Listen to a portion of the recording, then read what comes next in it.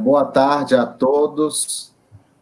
Estamos dando início aqui ao evento que denominamos, né, junto ao programa de pós-graduação em Arquitetura e Urbanismo e Design da UFC, o evento coletivo 2020.1. Trata-se de uma iniciativa que busca articular as atividades promovidas dentro das disciplinas, dentro das atividades de pesquisa, ensino, etc., e torná-las, digamos assim, abertas e completas, né? Então, hoje temos o privilégio de abrir esse coletivo com a presença do professor José Bozarquielo da Silva, em que eu vou apresentar um pouco mais à frente, e queria começar, né, agradecendo imensamente o privilégio de poder contar com uma pessoa tão generosa sobre vários aspectos. Ricardo. Pois não. Pois não, Beatriz. Ricardo. Estou te ouvindo. Porque está muito eco, muito eco. Bem, então eu vou... eu sugiro, Beatriz, talvez... Opa! Ela saiu um pouco lá, né? Espero que, se alguém tiver alguma dificuldade, que estiver ouvindo, pode, inclusive, falar aí no chat, se tiver alguma dificuldade. Eu acho que ela teve um problema técnico, eu acho que também faz parte, né, desse nosso novo cotidiano, esses problemas que a gente tem um pouco aí com a informática, tá bom? Então, eu queria, enquanto a Beatriz volta, apresentar o professor Zé da Silva. Ele é professor titular e emérito da UFC, é professor do programa de pós-graduação em Geografia e da PUC-Rio, ele é pós-doutor em Geografia Humana pela Universidade de Paris 4, na Sorbonne, ele é doutor e mestre em Geografia Humana pela USP, ele coordenou a área de Geografia da CAPES entre 2008 e 2010, ele presidiu a AGB, presidiu a Ampeg, atua na área de geografia urbana, especialmente no enfoque dos membros dos movimentos sociais, entre tantos outros conselhos, inclusive conselhos de pareceres, de editoriais, e responsável pela publicação de vários livros, porque integra a comissão editorial de revistas nacionais e estrangeiras. E aí eu reforço mais uma vez, né, esse privilégio de contar aqui com a participação do professor Zé da Silva. Na verdade, aqui é uma sala de aula que a gente resolveu compartilhar, porque essa atividade faz parte de uma disciplina obrigatória no âmbito do nosso mestrado acadêmico, é uma disciplina obrigatória da linha 2, que é de Teoria, História da Arquitetura, do Urbanismo e da Urbanização, e essa disciplina é uma disciplina de História e Historiografia da Arquitetura e do Urbanismo. Então, na verdade, esse diálogo é de um pressuposto que a disciplina parte de que a gente não pode entender a história e a historiografia da arquitetura e do urbanismo sem estabelecer um diálogo com outros campos disciplinares. E a gente julga que a história e a geografia são campos por excelência em que a arquitetura e o urbanismo se direcionam em relação a essas fronteiras entre os campos disciplinares. E aí eu estava programado para a Beatriz fazer também aqui uma introdução, mas eu vou tentar tentar incluí-la aqui na aula. Eu queria dizer que os alunos, né, da disciplina estão participando via chat e eles provavelmente irão fazer perguntas ao professor e eu me comprometo em anotá-las, então depois da fala do professor a gente vai abrir um pequeno espaço para o debate. Então eu vou colocar aqui o professor na tela e ele vai fazer a apresentação dele e depois compartilhar na tela dele o PowerPoint. Tudo bem? Então, Tudo bem. Vamos lá. Obrigado, professor, é com o senhor. Oi, boa tarde. Antes de mais nada, quero agradecer ao Departamento da Arquitetura, principalmente ao professor Ricardo e à professora Beatriz, falar do enorme prazer que eu tenho de participar da atividade da arquitetura. Revivo os momentos que eu vivi com o Liberal de Castro, com o professor Memei, com vários colegas, cursos que eu ministrei. Conheci a Beatriz num curso lá nos anos 80. Então, é um prazer enorme. E, para essa, eu orientei alguns colegas meus da arquitetura, que são professores, e que já eram professores da arquitetura, e sempre é um prazer enorme estar em contato com meus colegas arquitetos. Para essa palestra, eu pensei como estabelecer um vínculo, uma relação, uma interdisciplinaridade com arquitetura, urbanismo e design, e principalmente partindo da minha ciência, da área que eu trabalho, do meu campo, né, de muitos anos de atuação. E pensei, então, em trabalhar sobre o rompendo fronteiras, considerando a dificuldade que a geografia tem, uma ciência que é bipartida, ela é geografia física, ela é geografia humana, ela tem que dar conta de uma unidade, como construir essa unicidade da geografia, e nós percebemos que isso não é um problema específico da geografia, é um problema que perpassa outras ciências, e como que nós vamos rompendo limites e fronteiras, de que forma a ciência geográfica vem se instituindo, e para nós aqui do Nordeste, especialmente do Ceará, é muito importante pelo programa que eu participo, um programa que é do departamento que eu trabalho desde 78, eu já me aposentei, permaneço como voluntário do programa, e um programa que alcançou a nota 6, é o primeiro do Norte e Nordeste do Brasil, a ter nota 6, e tem um grupo que realmente trabalha muito para avançar, e tem consciência do papel da geografia nas transformações sociais, e isso me motivou muito a montar essa palestra.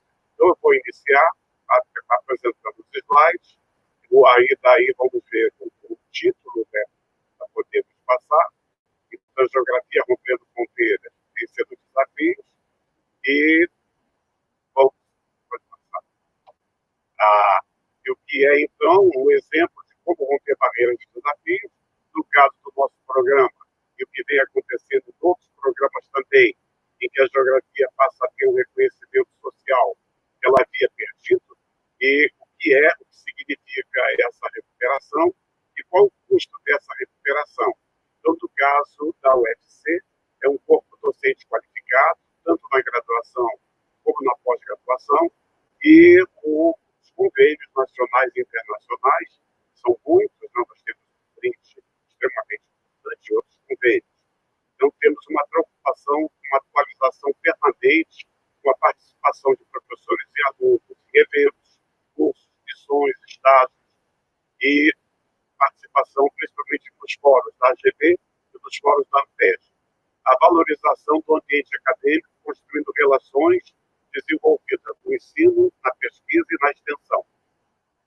Nós não abrimos mão do trabalho de campo, seja no campo do mundo rural, seja na geografia física, interior, sertão, planície ou planalto, ou as montanhas, e trabalhamos também com a cidade. Temos muito trabalho, fazemos as trilhas urbanas, já fazemos trilhas urbanas hoje por toda a cidade, e pesquisas, né? Temos vários laboratórios, também um engajamento muito forte com a sociedade civil. Então, é isso que dá essa força para a geografia. E quando nós vamos recuperar o que é discutir na geografia, eu recorro a Paul Claval, que é um professor da Universidade de Paris 4, já aposentado, muito conhecido no Brasil quando ele publicou pela Espaço e Poder. E Paul Claval vai dizer que a geografia tem como objetivo compreender a lógica de todos os ordenamentos provocados pelas milhares de práticas que se sucedem à superfície da Terra. Aprender os conhecimentos que tornaram possíveis esses ordenamentos e as condições em que foram realizados. Então, veja como o Claval bota um compromisso enorme com a geografia. É a lógica de todos os ordenamentos provocados pelos milhares de práticas que se sucedem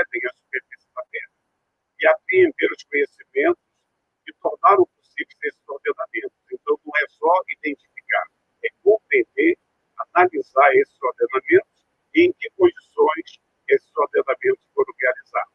Então, dessa forma, já em 87, escrevia Paul Claval.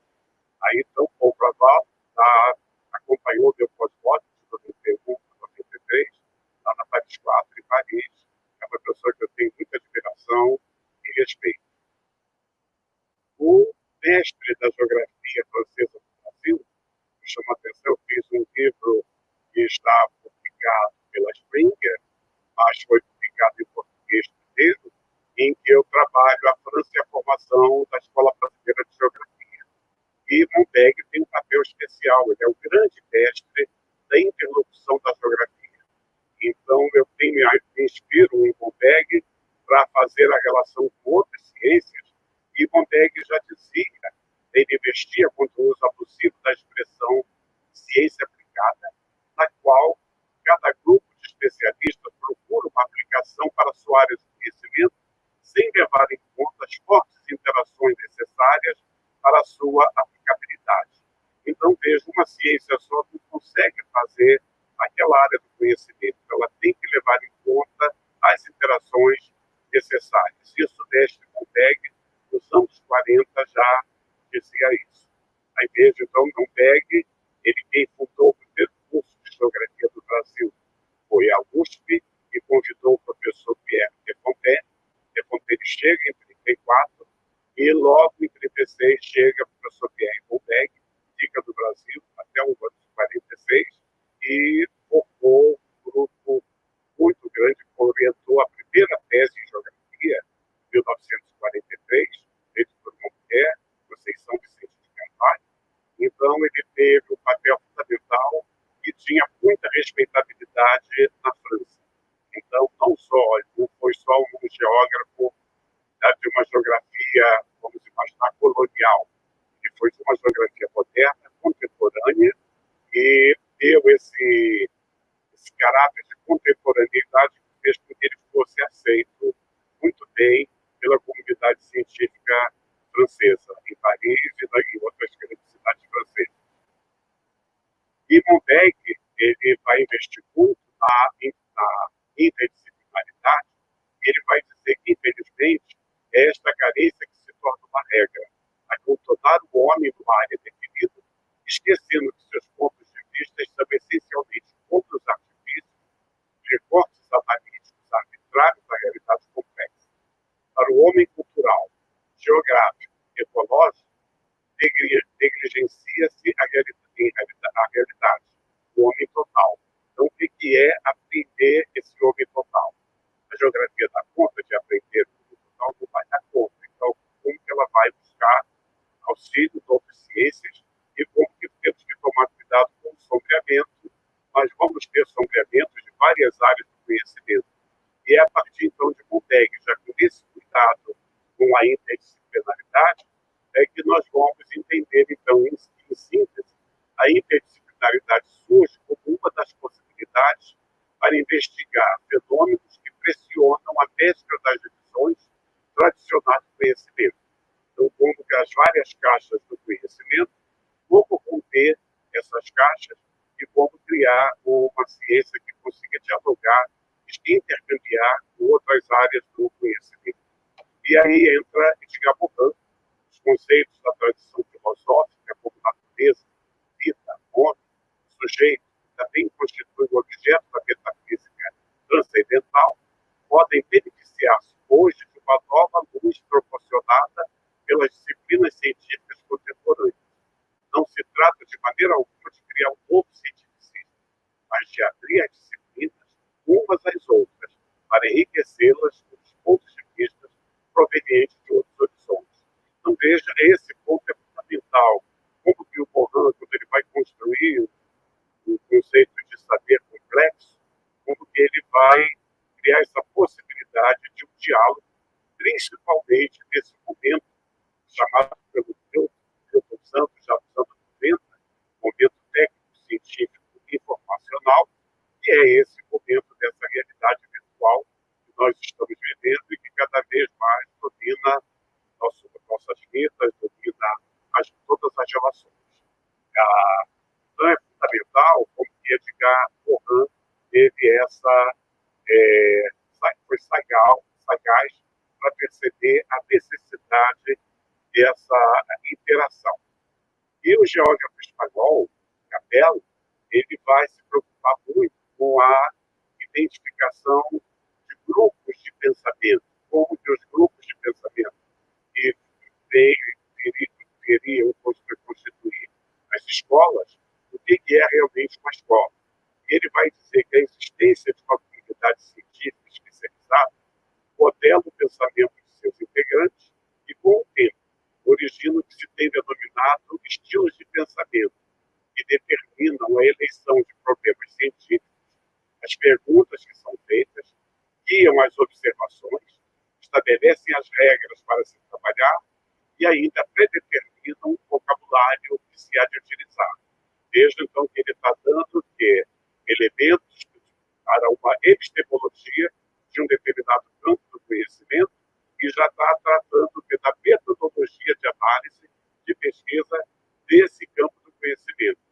Então, ele vai encerrar dizendo que, em muitas disciplinas científicas, se denominou de ponto de vista, talvez não seja mais que uma aplicação do estilo próprio de pensar da comunidade, ou seja, daquele grupo que vai ter um conjunto, vai estabelecer regras, vai procurar respostas às suas perguntas e vai ter o seu vocabulário próprio, então, que é a construção das definições, dos conceitos e das categorias de análise em cada área do conhecimento. E, então, a comunidade teria forte poder direcionador de se pensar a ciência a partir de sua organização e de seus pressupostos. A partir daí, então, Bahia e Ferrar, em 97, eles vão dizer que a epistemologia, em seu sentido etimológico, é abordada como teoria da ciência, como dinâmica de um pensamento e de um discurso científico. A epistemologia visa ainda 3 objetivos. Os 2 são geógrafos, pertenceram à Escola de Geografia de Montpellier, que é Geografia de Montpellier, e exerceram um papel extremamente importante para o avanço da geografia nos anos 90 e início do século XXI. Então, o objetivo de conhecimento do pensamento dominante, ou seja, a pesquisa da problemática ou dos problemas maiores. Então, precisa de um objetivo metodológico para entender as modalidades de aquisição e de organização de conhecimentos que serão utilizados. E o objetivo de clarear as providências para a organização do pensamento, indo da coleta de dados aos procedimentos de controle dos resultados. Então, vejam que ela vai, o objetivo de conhecimento do pensamento dominante. Então, como que vamos recolher a bibliografia, saber o que é o pensamento dominante em torno de uma determinada problemática, o objetivo metodológico para entender as modalidades de aquisição e de organização do conhecimento que serão utilizados. Então, o método, como que eu vou iniciar de um instrumental metodológico que permita eu acompanhar aquele pensamento dominante. E um objetivo de clarear as providências. Então, como que eu vou tornar esse conhecimento, como que vamos tornar esse conhecimento mais claro para a organização do pensamento, indo da coleta de dados aos procedimentos de controle dos resultados. E, no Brasil, Milton Santos, em 78, ele foi pioneiro em seu livro Por uma Geografia Nova. Então, no Brasil, nós ainda estávamos totalmente dependentes de uma geografia criada 2 departamentos ainda sem pós-graduação. Em 78, nós só tínhamos pós-graduação na Universidade de São Paulo, em Rio Claro, em Recife e no Rio de Janeiro, mestrado criado em 72. O Rio só criou doutorado em 92. A USP já tinha mestrado e doutorado. Os outros tinham apenas o mestrado. E o Milton Santos, então, ele traz por uma geografia nova, e ele vai dizer que desde a fundação, que historicamente se chama geografia científica, no fim do século XIX, mas nos foi possível construir um conjunto de proposições baseadas no sistema comum e entrelaçado por uma lógica interna. Se a geografia não foi capaz de ultrapassar essa deficiência, é porque esteve sempre muito mais preocupada com uma discussão narcísica em torno da geografia como disciplina, ao invés de preocupar-se com a geografia como objeto. Sempre e ainda hoje se discute muito mais sobre a geografia do que sobre o espaço, que é o objeto da ciência geográfica. Então, vejam, nesse momento, 78, Newton está privilegiando o espaço como conceito matricial da geografia. Já no final dos anos 90, a partir de 94, ele começa já a trabalhar conceitos de território, e nós vamos ver adiante por que o território vai se tornar um dos conceitos mais discutidos. Então, vejam como o Newton vai colocar esse caráter na ciência. Ele estabeleceu o conceito de formação socioespacial, em que ele vai dizer que as formas espaciais constituem uma linguagem dos modos de produção. O espaço só é inteligível através da sociedade, logo ele vai dizer, portanto, não se separa sociedade e espaço. Então, o espaço é a expressão materializada e além da materializada. E vai dizer que a teoria social precisa compreender que o espaço é uma instância social e que não há economia, política e cultura fora do espaço. Não há formação econômico-social sem espaço. Há, portanto, formação socioespacial. Então, aí o Newton está dialogando com o Marx, quando ele vai mostrar que o espaço como instância social está sempre numa dinâmica dialética entre o trabalho corpo e o trabalho vivo. Então, o que é esse diálogo? O Marx vai construir o conceito de FES, formação econômica e social, e o Newton vai propor formação socioespacial. E as categorias de análise da organização espacial, ou seja, são estrutura, processo, função e forma. Então, nós vamos ver o que é função, forma e estrutura, que já havia sido trabalhado por Alain Lefebvre. O Newton vai acrescentar o processo, e com o processo ele consegue, então, explicar a organização espacial. A forma é definida como sendo o aspecto específico exterior de um objeto. A função implica uma tarefa, atividade ou papel a ser desempenhado pelo objeto criado. A forma, por exemplo, trabalhar, comprar, lazer. A estrutura diz respeito à natureza social e econômica de uma sociedade em um dado momento do tempo. É a matriz social. Formas e funções são criadas e justificadas. O processo se define como ações ocorridas no âmbito de uma estrutura. É o seu movimento, sua dinâmica produtora de contradições internas.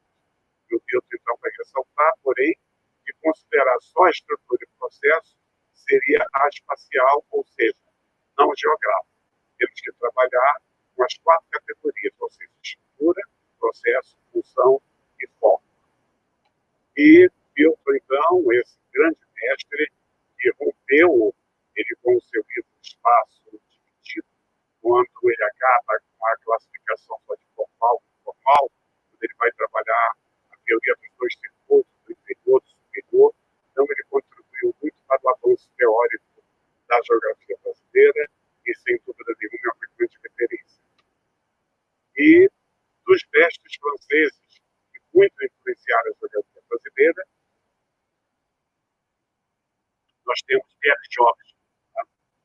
O Pierre Georges, ele introduziu o livro de geografia agrária, de geografia urbana, o panorama do mundo atual, produziu muito, muito. E quando ele completou 50 anos como técnico, ele participou muito da política regional francesa. A política, a geografia tem um papel muito importante no planejamento francês. E ele, então, quando ele escreveu 50 anos sobre a sua prática profissional, ele vai dizer que chega um momento onde o arsenal do geógrafo parece desusado e inadequado para prosseguir o movimento diversifica e se acelera ao ponto de que o sistema universitário tradicional, uma produção de teses exaustivas, incapaz de seguir o ritmo dos eventos, parece totalmente inadaptável. Não vejam a coragem dele denunciar o departamento todo dividido, compartimentado, todos eles com caráter puramente disciplinar, e os laboratórios ligados às áreas disciplinares.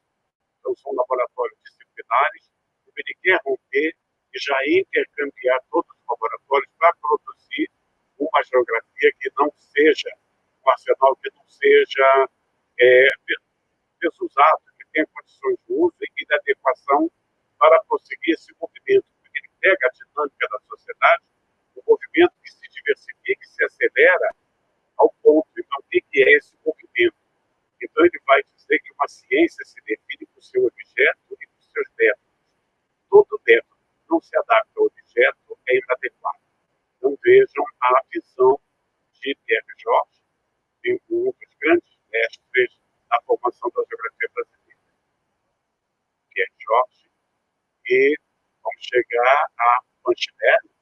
Panchinelli, ele vai pegar um momento em que o pensamento marxista retorna à ciência, aos postulados da ciência moderna, principalmente a partir dos anos 70, no Brasil, anos 70, na França, na Europa, nos anos 50, 40, 50, 60, e vejo, então, ele vai dizer que a nova geografia acarretou necessariamente uma mudança dos conceitos.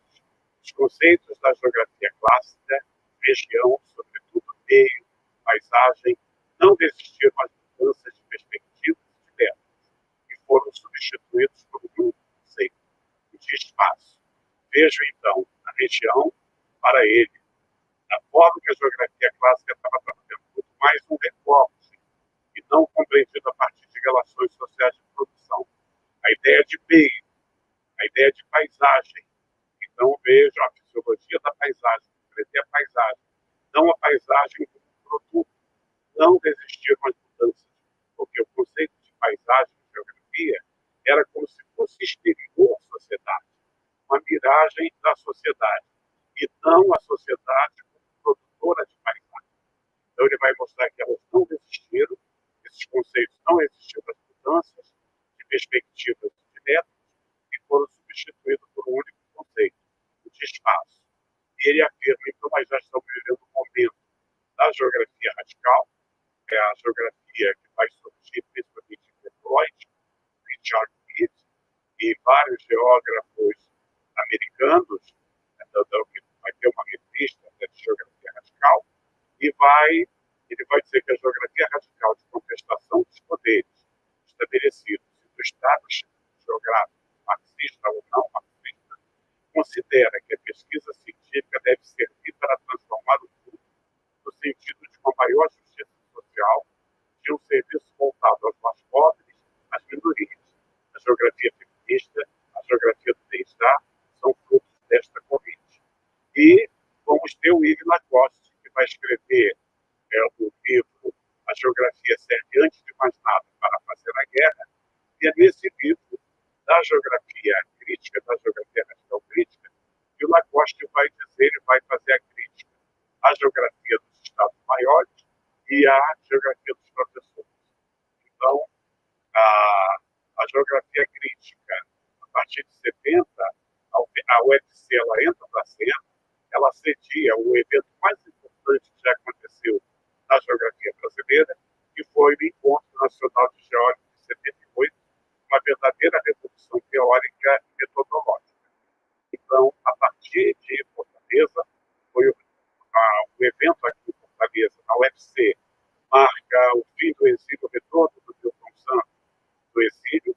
Então, ele vem e o espaço reaparece como um conceito-chave. A partir de Marx, que, por sua vez, vai enfatizar o tempo e a temporalidade. O espaço ganha centralidade nas análises neomarxistas. A reconstrução geográfica da teoria marxiana. O espaço aparece efetivamente na análise marxista e Lefebvre, nem como ponto de partida, nem como ponto de chegada, mas como estruturante da totalidade. O Lefebvre é um sociólogo sociólogo e filósofo. Ele foi um sua-santuidade, ou seja, um professor que teve militância do movimento de maio de 68 em Paris, e a partir das barricadas, ele participou das barricadas junto com Foucault, e dessa todo... Com licença, um minuto. A gente está tendo um pouco de dificuldade em relação ao seu áudio. Eu queria saber se o professor tem aí um fone de ouvido para que possa usar e talvez a gente possa melhorar um pouco a questão da microfonia. Tem. São problemas que acontecem e aí eu acho que, de repente, pode ficar... não que a gente não... Assim eu tomo água. Até... Aqui é uma sala de aula, e a sala de aula é isso, né? Ela tem esses improvisos. Então, fico aguardando o professor conectar aí. E aí, enquanto o professor coloca só um esclarecimento, quando o professor acabar a fala dele, eu vou inserir a Beatriz aqui no nosso diálogo, na nossa sala de aula. Quer colocar ela agora? Melhorou, Ricardo? Melhorou? Eu sinto que melhorou bastante. Eu vou jogar aí para a audiência, perguntar se já melhorou. Eles vão colocar os comentários no chat. Então, eu vou sair novamente e o professor pode voltar a palavra. Muito obrigado. Tá bom, pergunta se tá bom. Tá bom, tá? Tá dando para ouvir bem? Tá? Bem, continuando, então, como eu falava, né, do Lefebvre, então, como que ele participou muito nas barricadas de maio de 68, e como que ele começa, então, vai produzir o direito à cidade, a produção do espaço, e o conceito de produção do espaço vai efetivamente entrar na geografia brasileira. Então, o espaço aparece efetivamente na análise marxista em Lefebvre, não como ponto de partida, como eu já disse, nem como ponto de chegada, mas como estruturante da totalidade. O espaço é o locus da reprodução das relações sociais de produção, e em 70, contradições socioespaciais dos países centrais e periféricos, vamos ter a crise geral do padrão de acumulação do capital taylorista fordista. O Soya, lá em Los Angeles, em 93, vai destacar que o espaço e a espacialidade são fundamentais para a constituição e devida sociedade, e já Harvey, em 93, vai estabelecer conexões entre espaço e tempo ao discutir a pós-modernidade. Então, vejam que o Harvey, ele não era marxista, ele trabalhava muito o Explanation Geography, é um livro essencialmente de uma perspectiva positivista, mas ele começa a ler Marx, vai a Paris, faz um estágio de 6 meses, começa a trabalhar principalmente com Lefebvre, não gostou muito da relação com os geógrafos, mas conhece Lefebvre, e é a partir de Lefebvre, então, que ele vai começar a construir uma relação íntima com o marxismo e continua até os limites do capital, o espaço da esperança, toda a sua produção com um dinamismo enorme, continua produzindo muito. Mas e a origem da geografia? Né? Eu retorno aqui ao Ratzel, que foi o grande geógrafo e que viveu logo após a unificação alemã e vai construir várias teorias para justificar o Estado e vai trabalhar com a teoria determinista. E esse determinismo, que hoje nós sabemos que é falsa questão, ao tratar do território, ele vincula ao solo enquanto espaço ocupado por uma determinada sociedade. Ou seja, a concepção clássica de território vincula-se ao domínio de uma determinada área, imprimindo uma perspectiva de análise centrada na identidade nacional.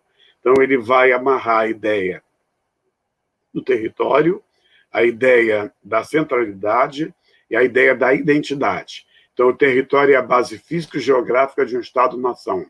O território é a projeção empírica e espacial do poder de uma nação. Então, vejam o peso, as guerras, o que é a Guerra dos 100 Anos, as guerras das Duas Rosas, as campanhas de Napoleão, campanha da Rússia, campanha da Prússia.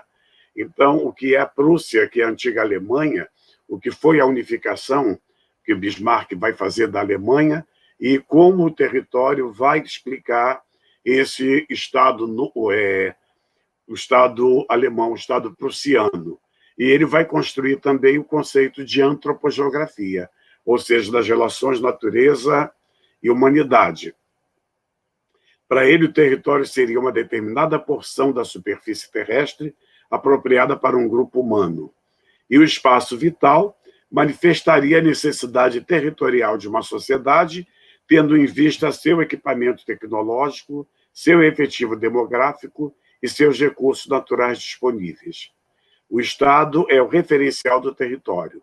Então, vejo que nessa geografia do Ratzel, como é importante a extensão, o tamanho do Estado, o que hoje um país do tamanho da Suíça, da Holanda, países mínimos, tem um poder de controle na economia mundial a partir da tecnologia. Mas nesse momento histórico, lá de 1870, da passagem da unificação alemã, o peso que o território vai ter e a população. Então, quanto maior o número de habitantes, mais forte seria o Estado. E não tem nada a ver, né, com as teorias de controle da natalidade, as teorias malthusianas. Aí vejam, então, a França e a Alemanha sempre tiveram um embate como Estado, né, é tradicional esse embate em busca de novas tecnologias. O país mais avançado tecnologicamente, já no início da industrialização, foi a Alemanha. A França vai ter uma industrialização tardia, é a região próxima da Alemanha, a região de Flandres, já entre a Bélgica e a Holanda, que vai ser a primeira a se industrializar, mas o Vidal de la Blache, o grande geógrafo francês, que vai construir uma teoria que nós chamamos hoje também são falsas teorias, tanto o determinismo como o possibilismo, em que ele sugere a substituição da noção de território pela de região. A região possui relevo, clima, atividades econômico-produtivas, tipos humanos, etc. É a geografia que se aprende nas escolas. Então, veja, sobre o conceito de território, causas, possibilismo de Vidal de la Blache, na França, no final do século XIX e início do século XX. Surge o conceito de região e retomada das teorias ratzelianas pelos nazistas na Segunda Guerra Mundial. Então, vejam o que é o Vidal de la Blache com essa teoria do possibilismo, mas vai ser um recorte. Então, o que é a região, um recorte? A região ela vai ter as suas características, você vai descrever aí o que é, por que nós dependemos tanto da descrição para a explicação geográfica. A descrição de tudo que é contido num determinado recorte da superfície terrestre. E, contrariamente, o Hirschhorn, nos Estados Unidos, em 1932, já vai colocar a geografia como uma ciência de diferenciação de áreas. Então, vejam como que o conceito de área e o conceito de território, como que eles vão aparecer, e o de região. Mas o conceito de território, ele retorna no 1970, o Gottman é um francês que depois vai construir o conceito de megalópole, ele vai mostrar, então, o significado do território e, em 73, vai escrever a Organização das Nações e Entre Nações. Mas a grande revolução teórica, conceitual do território vem com Claude Raffestin, um geógrafo suíço, que em 80 vai escrever Por uma Geografia do Poder. Então, ele vai partir do pressuposto que existem múltiplos poderes além do Estado. Então, principalmente a propriedade. O que é, então, você territorializar uma área? Por que a luta do MST é uma luta pelo território? Território para trabalhar. Então, é uma expressão de força Território é um campo de força e é dessa forma que o Rafestan vai conceituar. O SAC, ele vai mostrar a territorialidade humana, o controle do acesso ao território em diferentes escalas, e no Brasil, quem vai trabalhar mais os conceitos de território vai ser Berta Becker e Milton Santos. O Milton já a partir de 1990. E vai surgir, então, um embate entre o local e o global. O local não compreendido como lugar, o lugar já vai ser uma outra interpretação da geografia, na geografia humanista, que nós vamos ver mais adiante. E daí, então, o que seria o território, como que eu esquematizei, o homem, o espaço, a interação entre o homem e o espaço no território.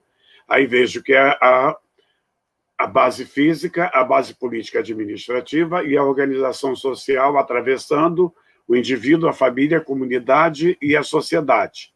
O que é a produção e apropriação local, regional, nacional, internacional, e a base política administrativa, que vai ser o quê? Os recortes, os diferentes recortes territoriais, na perspectiva política, que é, então, o povoado, o bairro, o distrito, o município, o estado e a federação. Então, fica, acho que bem claro desse esquema o que é a perspectiva político-administrativa, do bairro até o estado da federação, o local, o regional, nacional e o internacional, e como chegar à escala, essa interescalaridade para compreender o território, chegar ao indivíduo na perspectiva do homem em sua organização social, o homem, a família, a comunidade e a sociedade. Daí, então, em 1970, nós vamos ter o retorno do conceito de território no Brasil.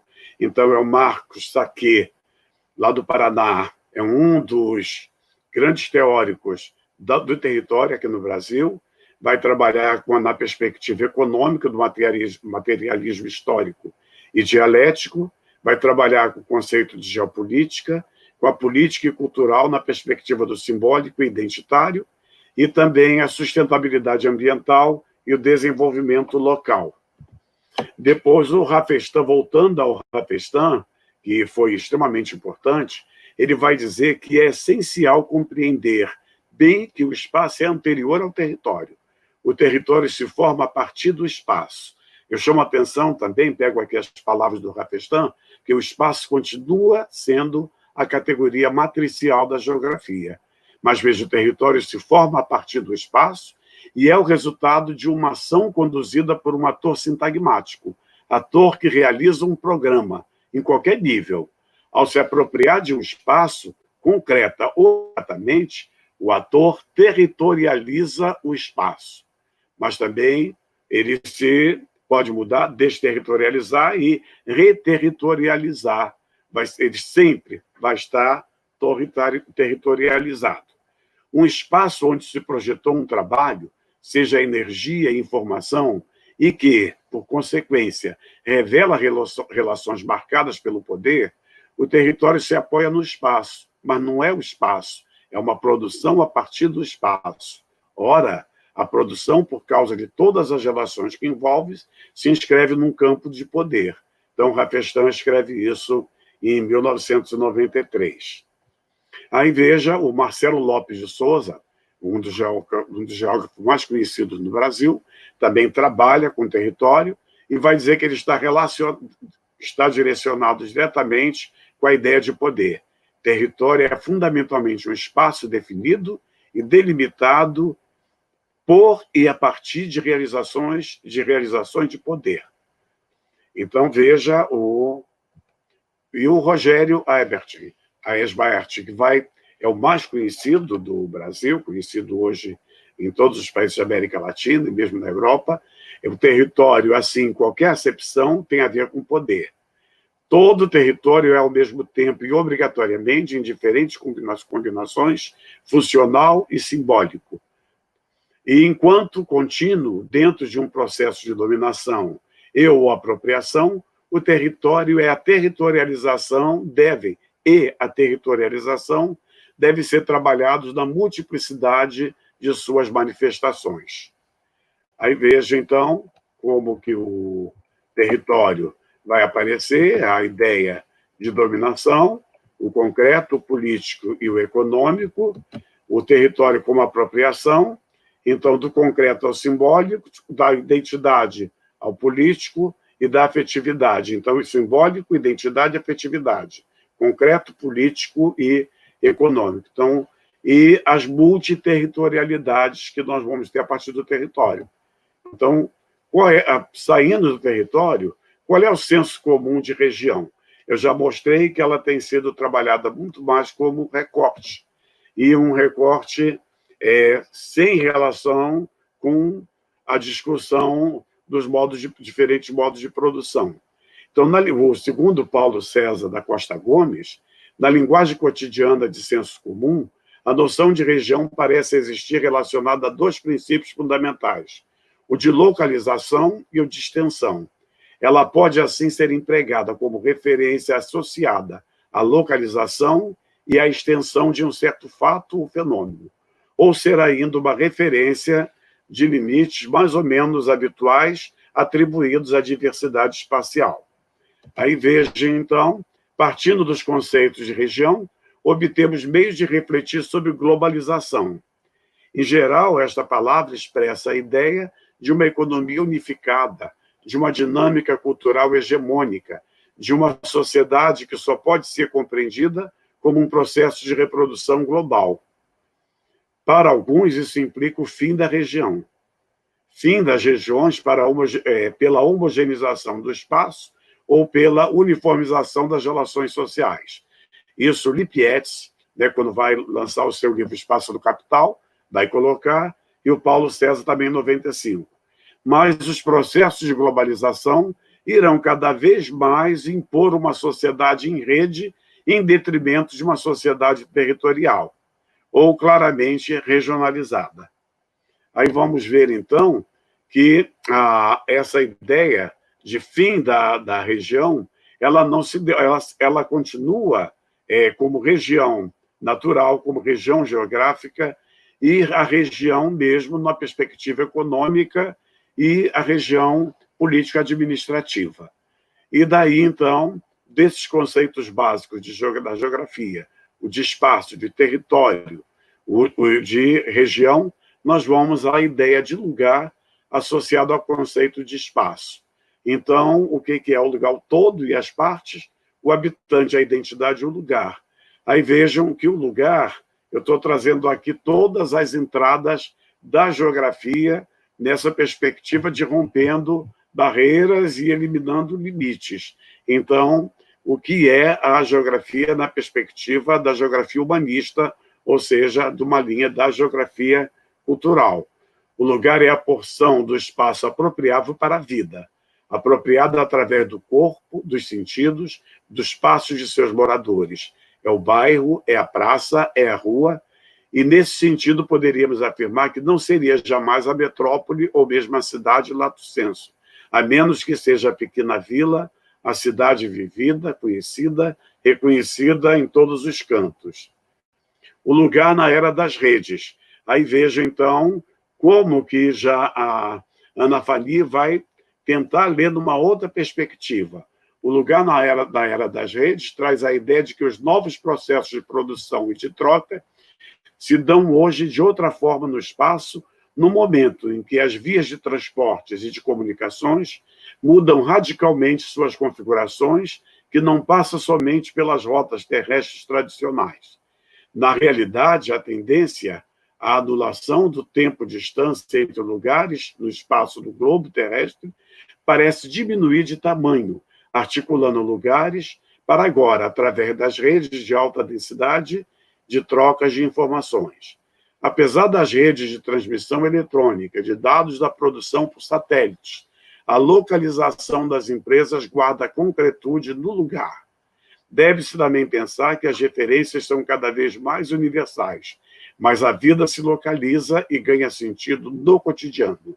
A relação espaço e tempo, bem como a relação entre fixos e fluxos, que é um conceito de Milton Santos, assinalam a totalidade do processo que se realiza enquanto mundial, porém localizado.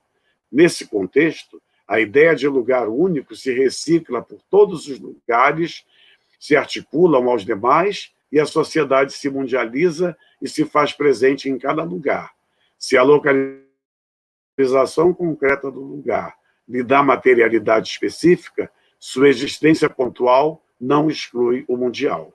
Então, vejam como que fica claro, e o que é o Yifituan, é um sino-americano, graduado pela Universidade de Oxford, é mérito da Universidade de Wisconsin, Madison, desde 84, escreveu 21 livros e mais de 150 artigos, e dentre suas obras, a mais conhecida é a Topofilia, o estudo da percepção e valores do meio ambiente, espaço e lugar e paisagem do medo. Então, Topofilia é um livro do Yifituan, em que ele vai mostrar que os sentidos e a percepção espacial, Topofilia, quais são nossas visões de meio ambiente físico, natural e humanizado. Como percebemos, estruturamos e avaliamos.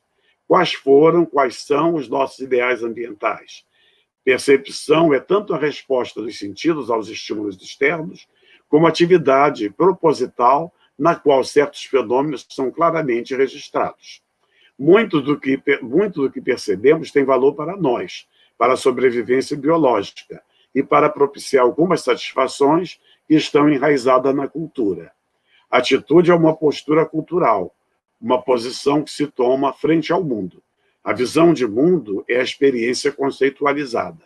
Ela é parcialmente pessoal, em grande parte social. A percepção, embora todos os seres humanos tenham órgãos de sentido similares, o modo como suas capacidades são usadas e desenvolvidas começa a divergir numa idade bem precoce.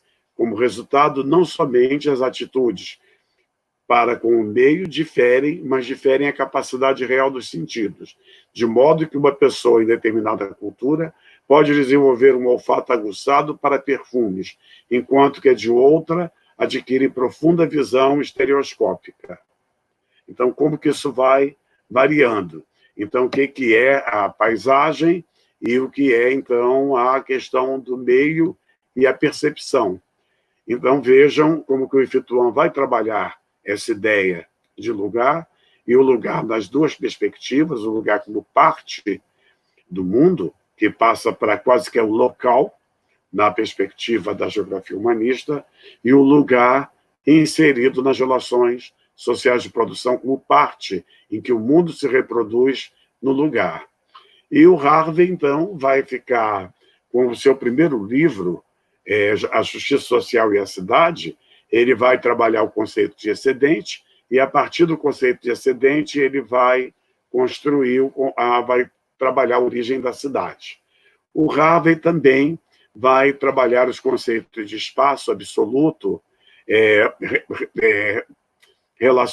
relacional, relativo e relacional. Então, veja, absoluto, relativo e relacional. Então, não são três espaços, é um único espaço, mas que se manifesta enquanto espaço absoluto, o espaço em si, o relativo, que é o espaço na relação, e o relacional pelo conteúdo de valor que ele contém.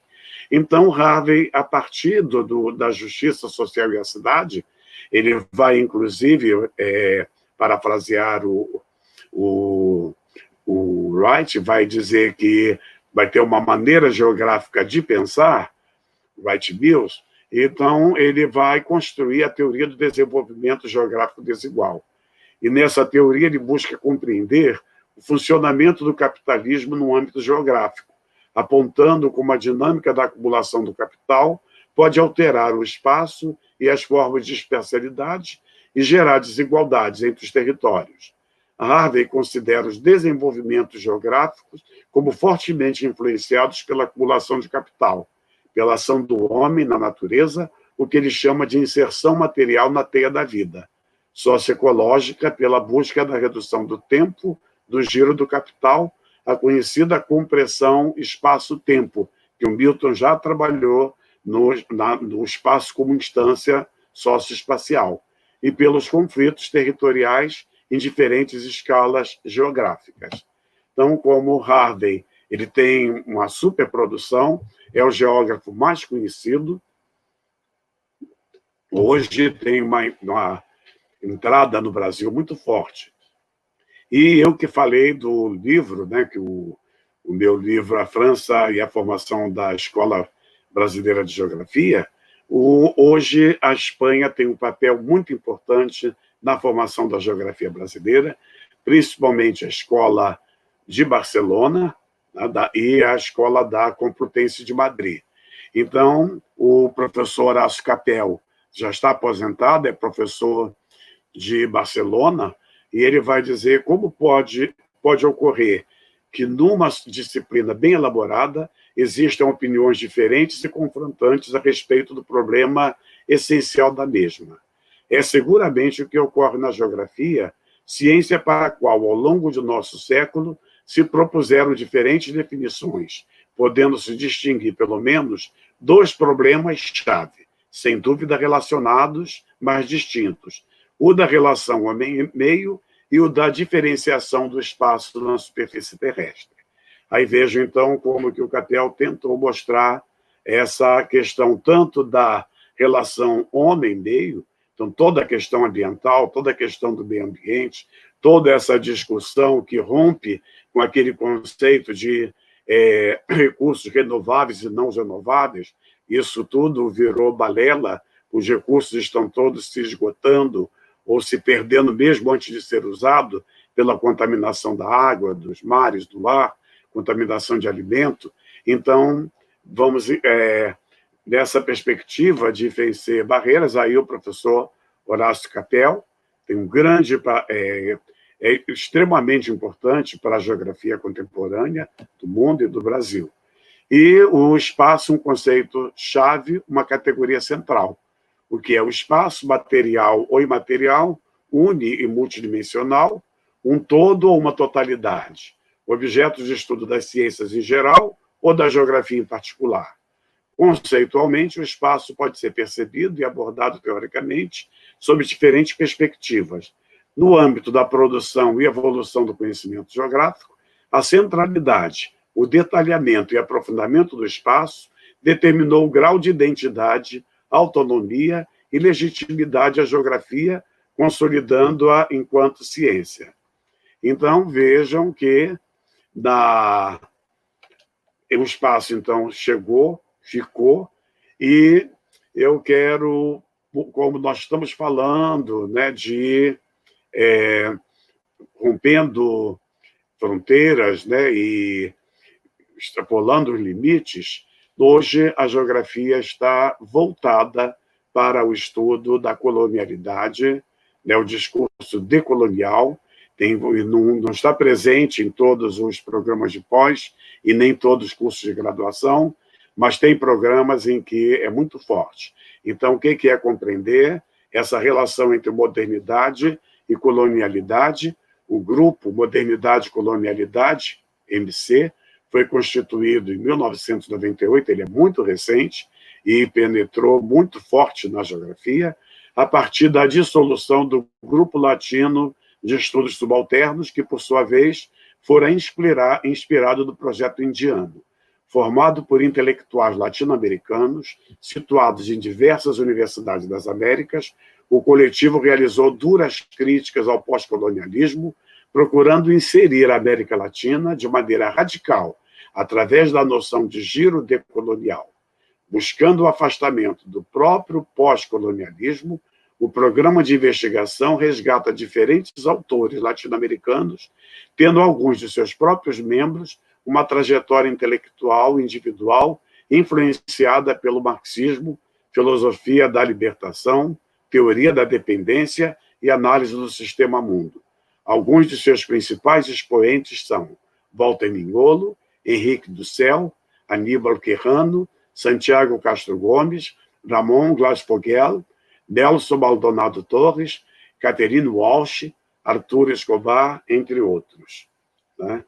E o giro decolonial, a origem toda, né, para Quijano, peruano, Aníbal Quijano, ele vai dizer, já em 2005, na América, a ideia de raça foi uma maneira de outorgar legitimidade às relações de dominação imposta pela conquista.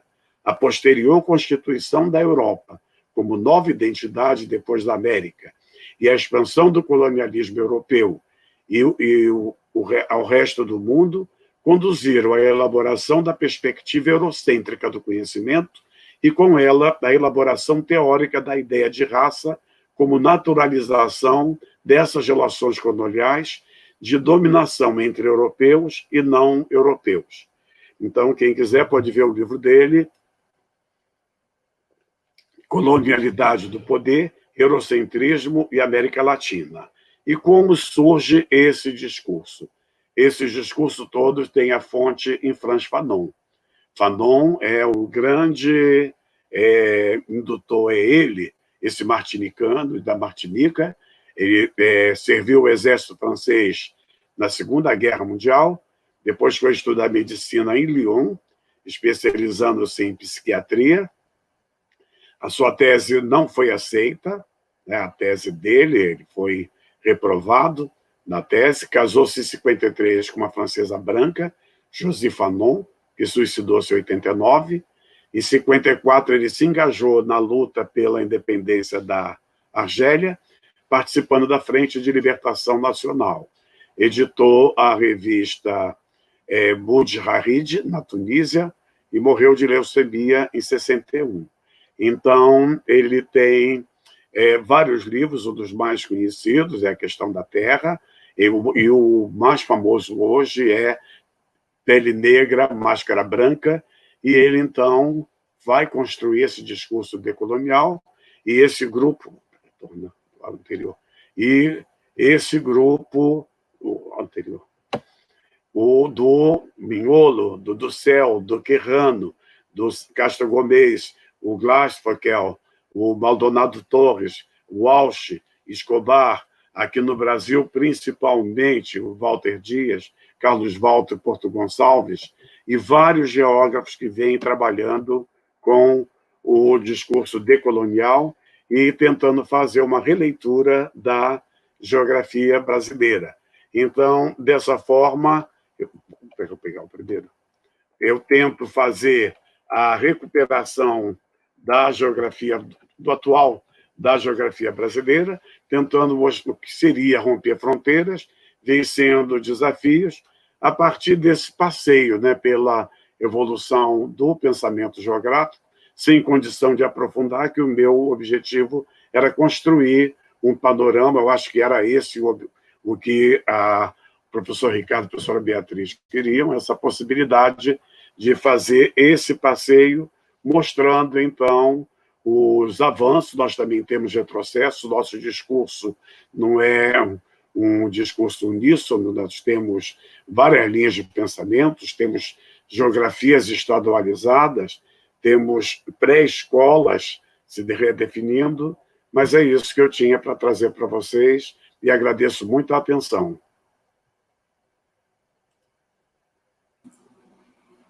Bem, muito obrigado, professor. Foi realmente muito instigante a sua fala. Eu acho que levanta uma série de frentes de discussão. E antes que a gente possa entrar no debate, eu acho que seria muito bom contar aí com uma fala da Beatriz. Ela ia se manifestar no início da nossa transmissão aqui, e aí eu passo a fala para ela, e aí depois a gente pode abrir aqui. Com certeza. Muito obrigado. Beatriz, por favor. Nada.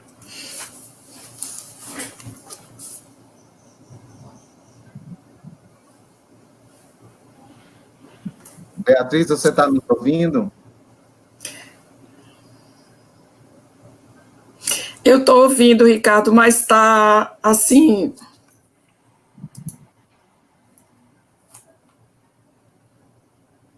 Eu vou fazer o seguinte, eu vou colocar o meu microfone desligado, porque de repente pode dar...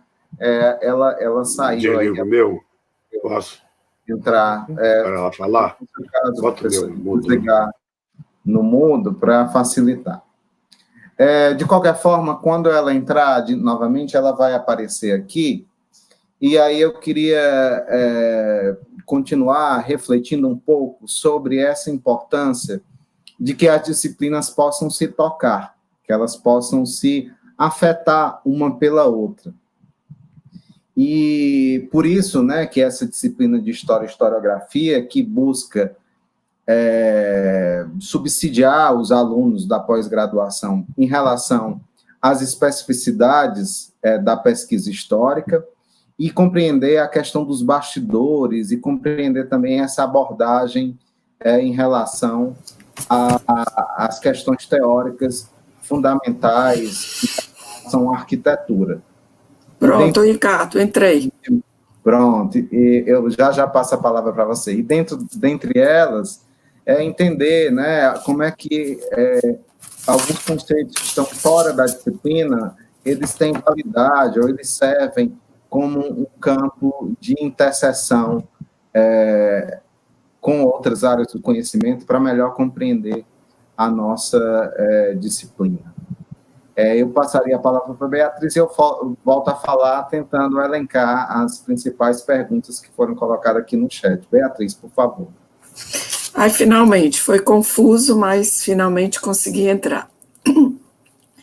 Eu não pude falar no início, houve aí uma falha, mas eu queria, desculpa, agradecer primeiramente a presença do Zé da Silva aqui, nosso querido amigo, parceiro de muitas décadas, não é, Zé?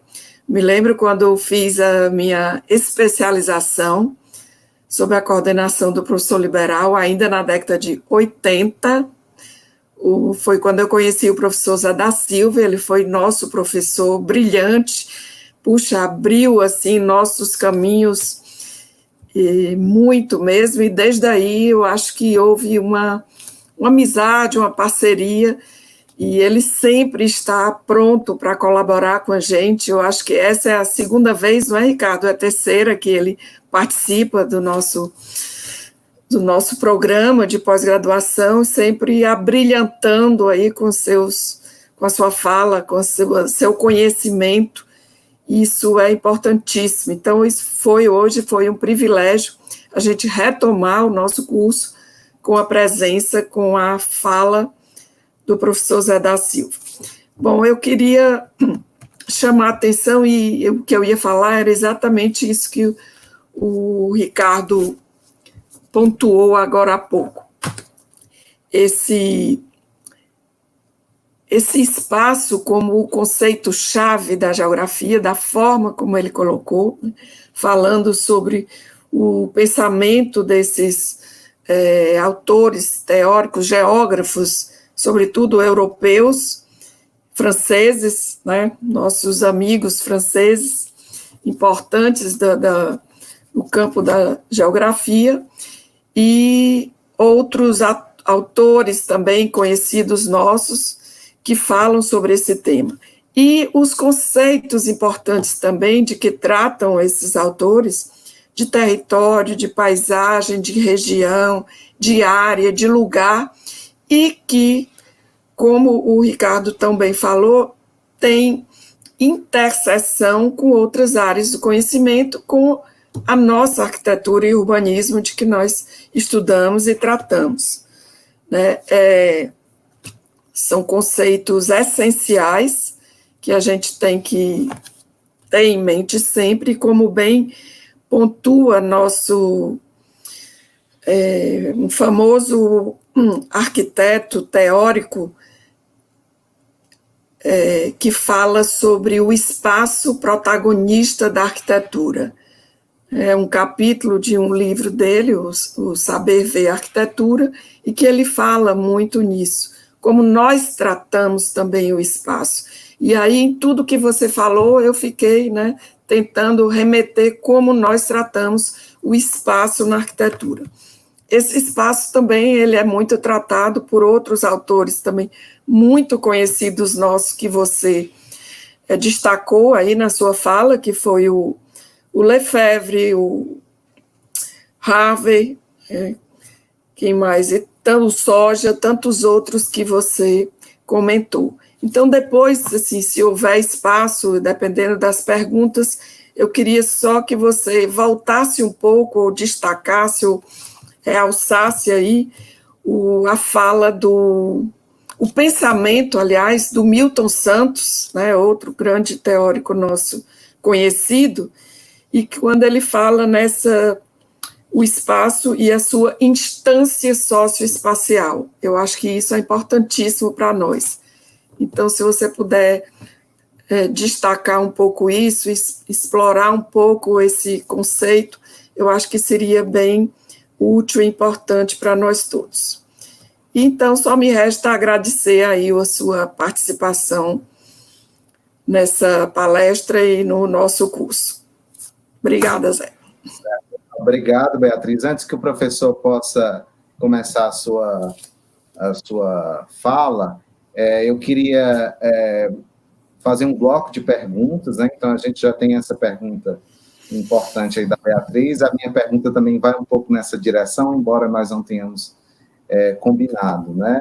Então, eu queria destacar duas coisas muito importantes na sua fala para os alunos da pós-graduação, que é, sobretudo, e que isso dialoga muito com o fato de que, como eu falei, né, a disciplina de História e Historiografia da Arquitetura vai nesses bastidores, vai nessa escrita da história, vai nas narrativas.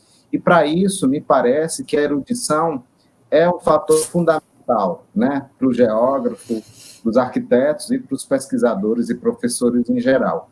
Então, quanto mais a gente consegue compreender o campo disciplinar, parece que respostas mais adequadas e mais, digamos assim, com substância é possível estabelecer em relação à pesquisa que se vai desenvolver. E outro aspecto também que é muito interessante diz respeito exatamente ao fato de que nessas interseções entre a geografia e a arquitetura e o planejamento urbano, o espaço parece ser uma categoria teórica e empírica muito importante. E aí tem um texto, inclusive, que nós trabalhamos em outra disciplina, é um texto da Norma Lacerda e da Lúcia Leitão, que são do MDU, da UFPE, que é o Espaço na Geografia, o Espaço da Arquitetura e da Geografia, reflexões epistemológicas. E uma das questões que ela coloca, e aí para engrossar o caldo dessa discussão do espaço, é que o espaço arquitetônico resulta de uma ação projetiva. Então, os arquitetos se orgulham muito disso. Eu pessoalmente, digo que isso é um tesouro, né? E que necessariamente limita. E nessa ação de limitar, constitui e define o espaço da arquitetura. Sem essa delimitação espacial, elas falam, né, ter-se-ia ainda, tanto vertical quanto horizontalmente, o espaço natural, o espaço que se dá como espaço para o homem, vasto e indefinido. Então, nessa frase também, ela aponta para essa questão do espaço do ponto de vista da geografia. E aponta para uma outra questão também muito importante nesses estudos de interdisciplinaridade, transdisciplinaridade, que é um texto que a gente costuma recorrer também, que é um conceito desenvolvido pelo Carlos Antônio Leite Brandão, de que a transdisciplinaridade pressupõe o indisciplinado. Então, nós estamos cada vez mais interessados nisso, né? E talvez uma postura neocolonial tenha muito a conversar com essa posição do indisciplinado. Então, essa é mais ou menos a minha questão. Eu e a Beatriz somos muito alinhados, a gente nem... Sem combinar, né? E aí eu queria registrar, professor, a presença importante aqui, né, da professora Solange, professora do nosso departamento, que traz aqui perguntas super importantes, e a professora Linda Gondim, que é professora do nosso programa, também, que traz perguntas aqui super importantes. Eu agradeço aí a presença dela. Eu vou ler a pergunta para que eu não deturpe. Então, só um minuto que eu vou ler aqui. Então, a professora Solange pergunta: se o espaço e a espacialidade são fundamentais para o devir da sociedade, quais as perspectivas para o Brasil com ausência de políticas públicas de ordenamento territorial, especialmente na escala nacional. E a professora Linda Gondim pergunta, quais mudanças, a centralidade cada vez maior da comunicação virtual acarreta para os conceitos de espaço, região, território e outros da geografia. Então, a gente poderia fechar esse pacote de perguntas e depois a gente abre mais uma rodada. Eu vou passar a palavra para o professor. Oi, muito obrigado, prazer por Solange, quanto tempo, hein, Solange? Muito obrigado por estar assistindo. Linda, minha comadre, que bom, viu, Linda? Tá? Bem, gente, eu quero primeiro vou começar pelo Ricardo, porque você colocou logo a Norma, e a Norma tem uma influência geográfica enorme em casa. O pai dela é um dos geógrafos mais famosos do Brasil, professor Mário Lacerda de Mello, e da Escola Pernambucana, e então ela conhece geografia, conhecia dentro de casa. Então, quando ela vai mostrar a questão desse espaço, o que é esse projetivo e o geográfico, né, que coincide já com o que você vai colocar, o orgulho que o arquiteto tem de projetar sobre o espaço. O porquê que torna-se fácil para o geógrafo fazer a leitura, interpretação e crítica do espaço. Vocês produzem objetos no espaço. Nós não produzimos, nós não projetamos, nós não produzimos. Então, para nós só fazemos a crítica. Agora, vocês produzem. E tem uma perspectiva que está cada vez mais complexa, que é quase se separando o que é o espaço arquitetônico e o que é o espaço urbanístico, que não deixa de ser mais dentro do urbano, o que é do urbanismo, e o espaço do design, como que ele entra em casa, o que é arquitetura, o que é o dentro dos objetos projetados também, onde entra a questão do design. Então, veja, para a geografia, pegando o espaço e o dever da sociedade, já o que a Solange coloca, e fazendo logo uma crítica a uma ausência de políticas públicas para discutir o espaço e o território nacional, nós temos o quê? Num governo sem projeto, sem plano. Então, nós não temos plano nenhum. Então, a grande questão que está posta é a questão de quase metade do país ou mais, que é a Amazônia. Então, como compreender o espaço nacional como totalidade, a discussão do espaço e os diferentes territórios, regiões, lugares, zonas, áreas contidos nesse espaço e entender a dinâmica da sociedade brasileira materializada nesse espaço. Então, um país que tem 14 mil quilômetros de fronteiras, como discutir o espaço, entender o que é divisa, o que é limite, o que é fronteira. Viu, Solange? Tudo isso exige que a compreensão do espaço, o que é uma zona de fronteira. Então, o país não tem política, não tem discussão, e da mesma forma que nós vamos discutir as áreas limítrofes, o que é a área limítrofe com o litoral, como compreender a ocupação do próprio litoral. Então, nós temos uma destruição do quadro de natureza, nós temos uma destruição das cidades cada vez maiores por falta de políticas públicas nacionais para ter controle da própria produção do espaço cotidiano de reprodução da vida. Então, eu concordo plenamente dessa ausência e como nós podemos fazer projeções a partir da geografia, a partir da discussão do espaço. É claro que é possível ele ser projetivo. Hoje, em geografia, nós estamos trabalhando, nós temos um grupo do Rio, de São Paulo, tem Paraná, nós estamos trabalhando com a metropolização do espaço. Então, já rompemos já o conceito de urbanização, já estamos trabalhando a metropolização do espaço, não é a formação de metrópole, é o espaço controlado pela metrópole e perpassa, com a pergunta da Linda, né, com a questão desse momento de mundo virtual, como que fica a centralidade do espaço nesse mundo de relações online, do mundo totalmente virtual a partir da internet. Mas o mundo só se concretiza no espaço. O todo virtual, ele não existe se não tiver torre de transmissão, se não tiver satélites voltados para aquela torre.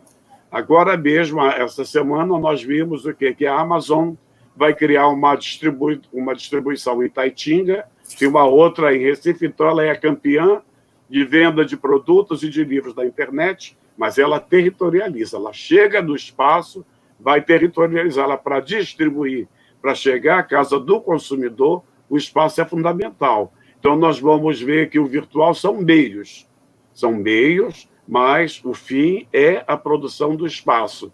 Então, claro que com essa dinâmica toda, com esse avanço tecnológico, mas ele se concretiza no espaço. Agora, como pegar para um devir, como trabalhar isso com o devir da sociedade, é uma questão política de Estado. E o Estado que o próprio Carlos Brandão ele vai trabalhar muito, hoje ele está trabalhando com a ideia de escala, é quem melhor está trabalhando, a escala, estatização das escalas, inclusive, e a transescalaridade, né? Como que ele trabalha a questão da transescalaridade para nós compreendermos o espaço e todas as manifestações da sociedade no espaço nas mais diferentes escalas.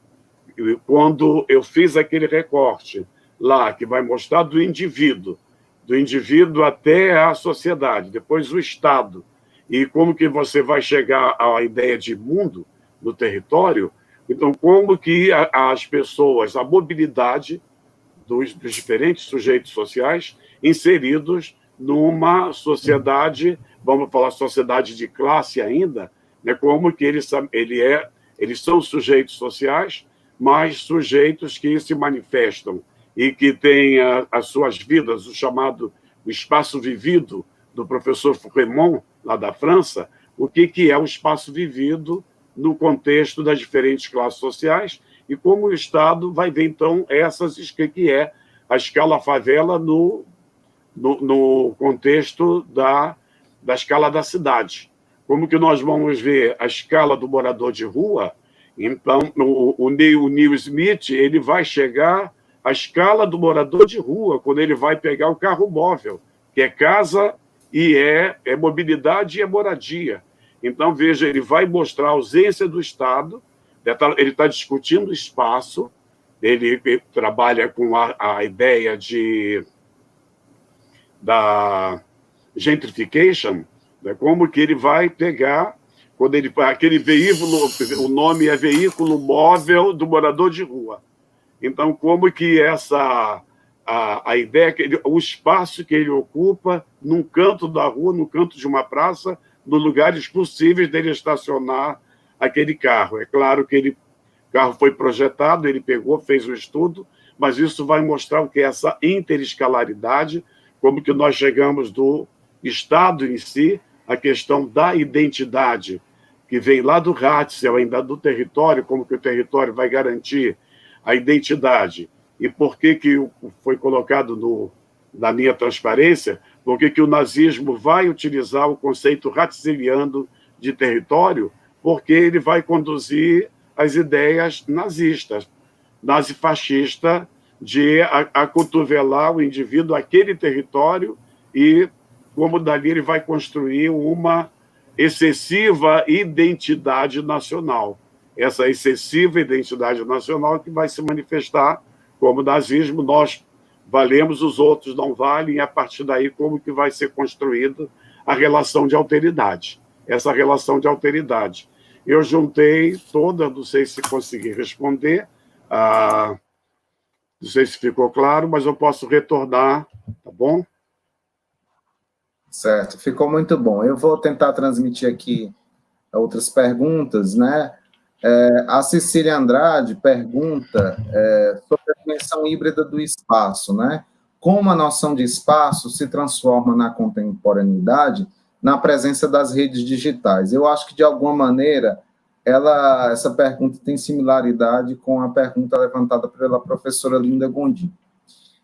O Davi Ramalho, que é mestre e egresso do nosso programa e professor, pergunta sobre como a geografia contemporânea percebe disputas territoriais, né, disputas de poder, a partir dos seguintes vetores: o Estado, o mercado imobiliário, os movimentos populares e o tráfico. E o Odilo Almeida, que é arquiteto e é o nosso aluno, né, na disciplina, gostaria de ouvir a opinião do professor Bozarchiello sobre a importância da integração geográfica dos países latino-americanos na emancipação da expoliação histórica no continente. Eu acho que são perguntas assim distintas, densas, mas que são importantes, e aí a gente faz mais essa rodada aqui de perguntas e respostas. Bem, deixa eu pegar uma água aqui.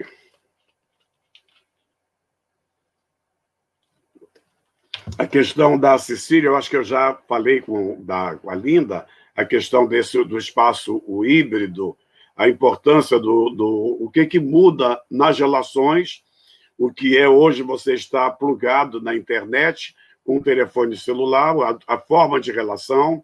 Então, para a geografia humanista, ela vem trabalhando muito essa questão da hibridez do espaço, da questão do problema do relacionamento entre as pessoas a partir do espaço informacional, desse espaço virtual, o tempo que as pessoas ficam diante da tela do computador, da tela do celular, e como que se dá a produção do espaço, mesmo do espaço na reprodução da vida cotidiana, como que os espaços foram se alterando, né, do interior das residências, de uma residência padrão, de uma classe média padrão, como que se altera. Mas essa hibridez, ela vai pega depois lá o Davi Ramalho, quando pergunta a questão das disputas territoriais, nós estamos inseridos num mundo de guerra. Nós estamos aqui conversando e temos várias sociedades em guerra, nesse momento, e é guerra que é produção de arma e luta por território. Então, essa luta do território, ela se dá no nível do Estado-nação e ela se manifesta, que é a luta de território das pessoas que lutam pela sobrevivência. E a sobrevivência significa sempre que é a luta pelo espaço. Seja o espaço para plantar, do MST, seja do movimento dos sem-tetos, é a luta pelo espaço, a casa para viver. E tem a luta que vai além, tem o quê? Os grandes proprietários, que é dos bancos de terra, os grandes proprietários do capital, que nós estamos agora vivendo um problema de um loteamento em Fortaleza que propõe a destruição de uma área verde fundamental. Então, vejam que a luta de território entre gestores da cidade. Então, o Roberto Lobato Correia, ele vai mostrar os agentes modeladores do espaço, quando ele vai pegar o Estado, os incorporadores imobiliários, vai pegar o movimento, como que se dá esse processo de produção do espaço. Então, nós vemos hoje que as lutas sociais, os movimentos sociais, eles perderam um pouco de força, continuam, mas não tem mais uma participação mais efetiva da sociedade civil. Sociedade civil, principalmente nesse momento de isolamento social, a Covid, então, o que ela fez? Os que não acreditam no coronavírus, vai à rua, ficam sem máscaras, tudo, e se manifestam. Os que acreditam ficam em casa e tentam se proteger e proteger o outro. É uma outra alteridade que se constrói, mas os movimentos sociais, já antes do problema da Covid-19, ele já vinha com um pouco de retração, e de que forma esperamos que eles retornem. E que agora até o momento não está sendo muito propício. Mas hoje, pela pergunta do Davi, o grande problema é que nós temos o quê? Organizações paralelas. Nós temos a milícia, o tráfico e o narcomilícia. Então, como que esses três, então já tem uma associação entre o tráfico e a milícia. Então, como que Fortaleza, muita gente como eu sou carioca e moro aqui em Fortaleza e no Rio, uma parte do ano que eu trabalho na PUC, aí fala, como você vive lá no Rio? Eu falo, mas do jeito que eu vivo aqui em Fortaleza. É só abrir, ligar um jornal de televisão, é só morte e controle do território, é só falar em Sapiranga, como que a gente hoje não pode entrar. Quando eu relembro os trabalhos de campo que eu fazia com meus alunos, eu e o Lemin andando por essa cidade toda, né? E hoje nós não podemos entrar no lugar. Acenda a luz, abaixa o vidro do carro, tal, vai aonde, vai falar com quem. Então, nós temos um controle do território e esse é um problema desses poder paralelo.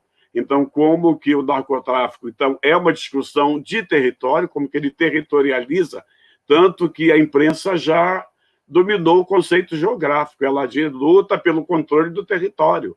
É dessa forma que vem.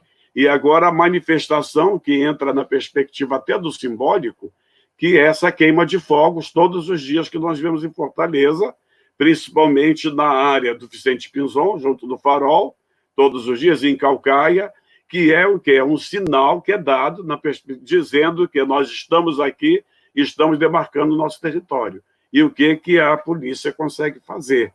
Então, vejam como que está inserida a discussão desses conceitos e como que elas entram de forma mais incorporada pela população, de quando, para nós, é uma vitória, quando um conceito construído pela nossa ciência consegue ser incorporado nas práticas cotidianas. Nós conseguimos isso no SUS, claro que a geografia participou, foram várias assessorias de geografia para a criação do Sistema Único de Saúde, que estava ligado lá à ideia de territórios da cidadania, mas ele sai quando o programa Saúde da Família, então ele foi fortemente ancorado no conceito de território, e é o conceito de território que garante toda a população, fala, não, eu estou no meu território, aqui é o nosso território. Então, veja, o conceito foi compreendido e foi incorporado nas práticas cotidianas.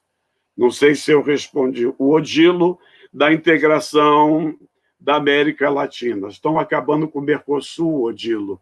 E vejam só como que a expulsão da Venezuela, as negociações que se faziam com a Venezuela, e vejam a questão do Paraguai, no momento em que o Paraguai estava com outro tipo de gestão, e vejam hoje o Uruguai. Então, o discurso decolonial está unindo, principalmente, por vários estudos voltados para as populações que não são remanescentes, são dominantes de maias, de astecas, principalmente do México. É muito forte o estudo de uma geografia decolonial. Lá o comandante Marcos, toda aquela área do Yucatán, como que o Estado mexicano não consegue entrar. E outras manifestações, como foram as Farc e outras na Colômbia, então como que ela conseguiu territorializar, para o bem ou para o mal, para vender para o tráfico de drogas ou não, mas o espaço foi territorializado. Nós não temos que ler esse espaço com abertura, mas as Farc e os vários movimentos nacionalistas. Então, hoje tem várias manifestações na parte indígena da Argentina, no Peru, no Equador. Então, tem uma certa unidade entre os pesquisadores e tem vários grupos já, não a integração de estados, a partir da própria política de Estado, mas uma integração que já vem sendo proposta lá pelas veias abertas da América Latina, né, como que já nós temos toda uma literatura que constrói, seja o Gabriel Garcia Marques, da tendência da esquerda, seja o Vargas Llosa, de direita, mas nós temos uma compreensão de América Latina. Agora, nós brasileiros é que temos a dificuldade. Nós não nos voltamos para o oeste, nós nos voltamos para o norte, para a América do Norte, Estados Unidos, e para a Europa.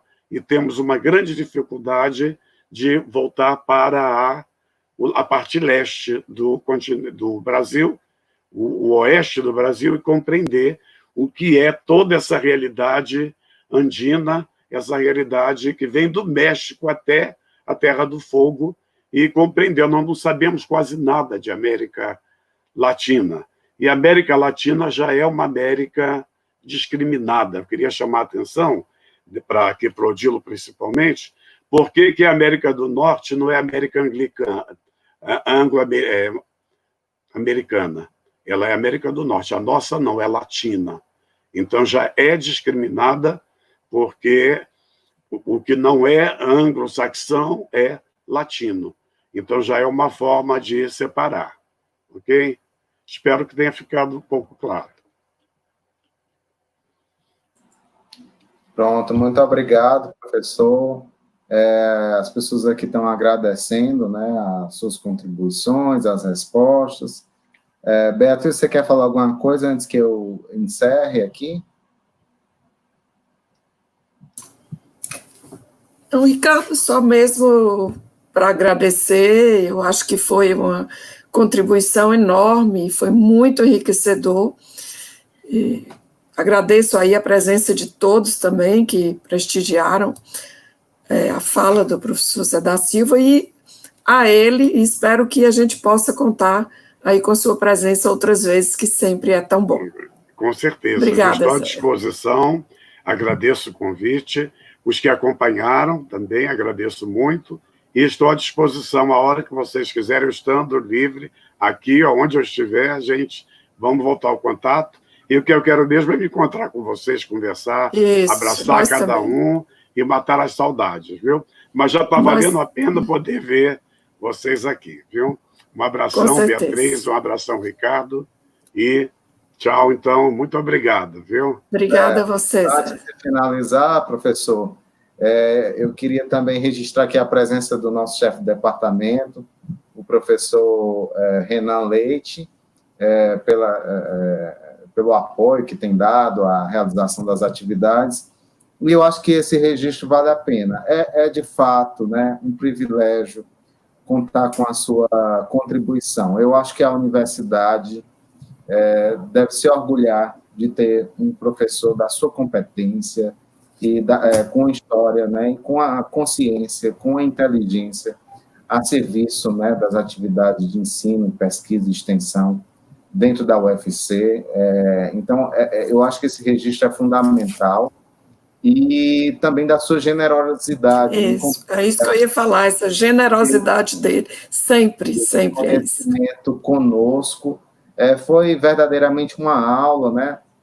Alguns alunos da disciplina, pessoas também conhecidas estão aqui no chat, sublinhando, né, a qualidade da conversa e do debate. Então, isso é muito bom, né? Então, acho que eu daria uma última palavra para o senhor, e aí eu vou encerrar a transmissão, mas eu queria que a Beatriz e o professor continuassem, só para a gente se despedir aqui no privado, por favor. Tá. Bem, eu quero falar da minha disposição em colaborar. Tem esse assunto novo, que é a questão da geografia do decolonial. Ela está muito forte, no Rio de Janeiro é muito forte, na Federal Fluminense, no programa de pós-graduação, já tem vários livros. Carlos Walter foi premiado pela Glasgow, pela América Latina, ele tem relações fortes, e aqui não tem quase ninguém. Os meus alunos já estão lendo, fazendo leituras para compreender esse movimento, mas eu acho que é muito importante ver o Frantz Fanon. Quem apresentou o livro do Frantz, quem fez o prefácio do livro do Frantz Fanon nos anos 50 foi o Sartre, e é um prefácio, belíssimo prefácio que ele faz, e, no entanto, o livro não pegou, uma rejeição mesmo, e ele sentiu que era questão de ser negro, né, e de ser da Martinica, né? Então, as duas condições, né? Negro naquela época. Hoje o negro ele é valorizado, ele é cidadão, ele tem um outro status na sociedade francesa, mas nós estamos falando da década de 50, e como depois ele realmente incorporou a luta da Argélia, e a Argélia era a colônia mais importante, né? Só de petróleo, o que tinha Argélia de petróleo e o que significou o movimento, o que foi a Guerra da Argélia, ainda no período do De Gaulle, aí que ele tornou-se um inimigo fatal. Né? Mas eu quero falar do meu prazer e da satisfação e relembrar tanta coisa que eu já fiz com vocês aí da arquitetura. Né? Me lembro do Maurício, que foi meu orientando, um grande amigo, colega, fez um trabalho belíssimo que está na moda agora, que é a arborização urbana, né? Fez um trabalho enorme, ele tinha tanto material que tinha dificuldade de sistematizar o material que ele tinha. Né? O Ricardo Fernandes, né, que fez o mestrado, e vários colegas que passaram, que eu consegui, a Vera, minha grande amiga, a Vera, que agora está morando em Lisboa, lembra, né, da Margarida, né, o Ricardo, nosso músico e poeta, né? E a saudade que eu tenho de vocês, e o Liberal, né? Aquela figura Nosso não mestre, existe. Não existe. Liberal é o Liberal. Romeu Duarte, Solange, né? Muita gente. Eu vou para o Renato Pequeno, trabalhamos tanto, no Observatório até hoje trabalhamos, né? E alunos daí, a Beatriz, que hoje é minha grande amiga, a Beatriz Lucino. Gente, então, como que é muito contato, é muito rico. Eu aprendo muito com os arquitetos e aprendo muito quando vou à arquitetura. Viu? Um abração para vocês e muito obrigado pelo convite. Viu? Ok, muito obrigado, professor. Obrigada, Zé. Obrigado a todos. O link para assistir vai ficar disponível no canal do programa de pós-graduação em Arquitetura, Urbanismo e Design. Boa tarde a todos.